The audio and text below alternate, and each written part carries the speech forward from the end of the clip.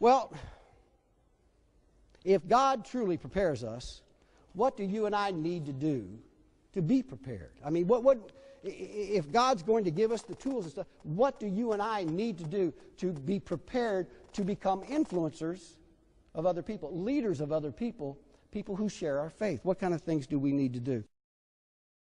Let me read Ezekiel again. Ezekiel, that motivational prophet. Here's another, and you probably remember hearing this in some of the Sunday readings. Ezekiel, this is when he was first called by God. He didn't know what to do or how to answer. But listen what happened when God called Ezekiel in a vision. As for you, son of man, now listen, obey me when I speak to you. Be not rebellious like this house of rebellion. It was then that I saw a hand stretched out to me, which was written on a scroll, which he unrolled before me. It was covered with writing, front and back, and written on it was lamentation, wailing, and woe. He said to me, listen, son of man, eat this scroll.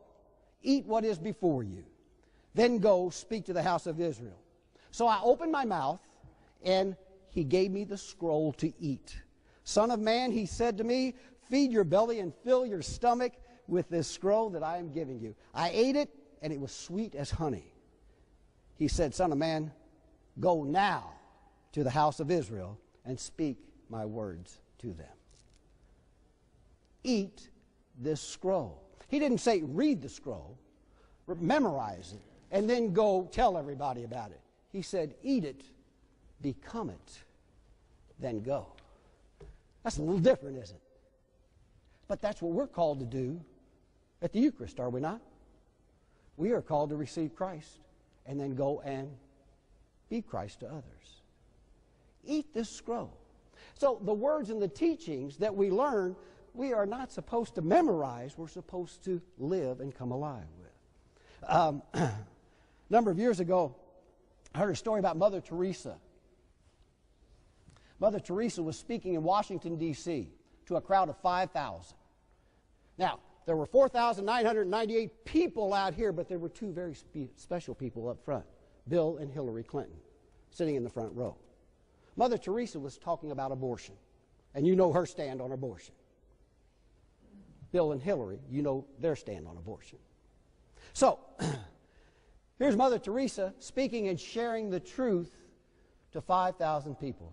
When she finished, 4,998 stood up and applauded wildly.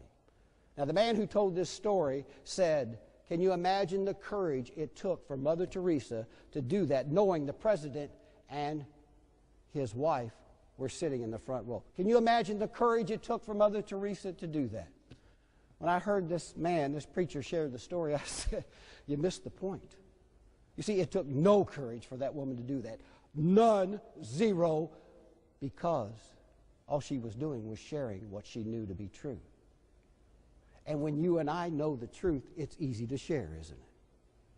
It's like telling your kids to stay off drugs. That's easy to share, isn't it? Because you know it's the truth.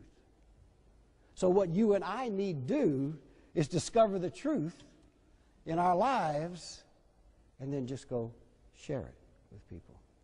And then we'll stop being so terribly concerned about those things that once held us back. When you and I know the truth inside us, it's easy to go give it away. Let me give you another example.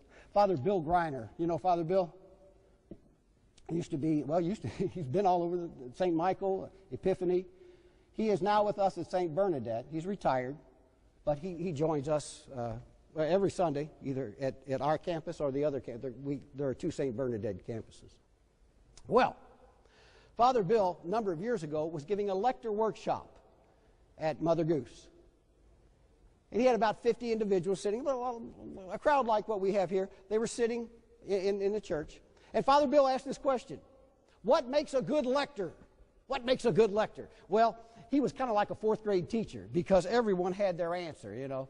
Stand up straight, don't stand up too straight. Somebody else would say lock your arms, and the next person would say, well, don't lock your arms, you don't want to do that. Eye contact, enunciate, you know. Everybody had their own answer, but Father Bill was going, yeah.